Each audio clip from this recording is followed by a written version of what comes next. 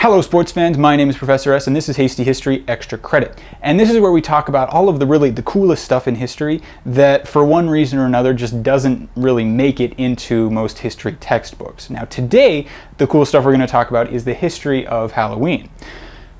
Like all proud Irish traditions, the history of Halloween begins and ends with binge drinking.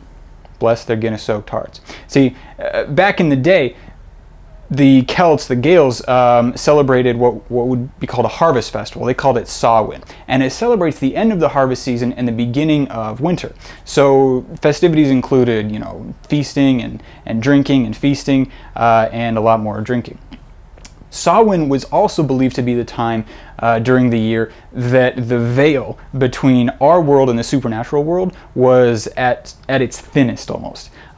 So the Gaels believed that, the Celts believed that made it easier around this time for the dead to re-enter our world, or for the Ishi, which are basically these evil fairies that they believed in, to enter our world as well.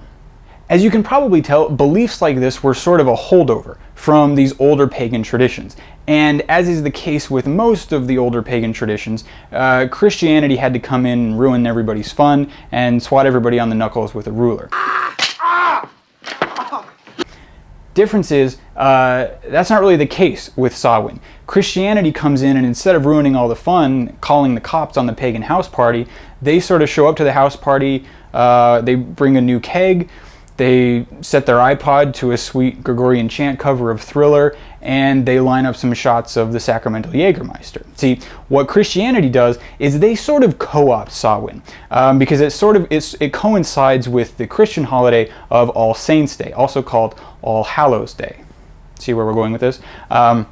And they celebrated that on November 1st. And they probably celebrated it around that time because it was so close to this Celtic, celebration of the dead. And so what the Christians were celebrating were the saints and their own newly departed dead on November 1st, All Hallows Day. Of course, the night before a day is the Eve, which means the night before All Hallows Day is All Hallows Eve. You with me so far? Pagan beliefs die out, and Christianity sort of fully co-opts Samhain into All Hallows Eve. But with that, we get a bunch of sweet new traditions, not the least of which is old-timey trick-or-treating. Depending on what part of the world you lived in, it was called souling or mumming or guising, and that would sort of dictate what you got out of it too. In some places, kids would go around from door to door collecting firewood for the ritual bonfires. Some adults still practice today the giving out of wood when they choose to distribute bitto honey. Anyway, other kids, depending on where they lived, would actually get food. They would dress up as the Ishi, or the spirits of dead ancestors or dead people, and go around and actually get treats. Difference is, you had to actually work for your candy back then. You had to actually do a trick. You had to memorize and sing a song. You had to do a magic trick, recite a few lines of poetry. So I propose that we bring that back. No more free rides. I'd say when those 14-year-olds show up at your doorstep, who are clearly too old to still be doing this, when they have their terrible costumes and their pillowcases, don't give anything up without at least a few memorized lines of Sylvia Plath.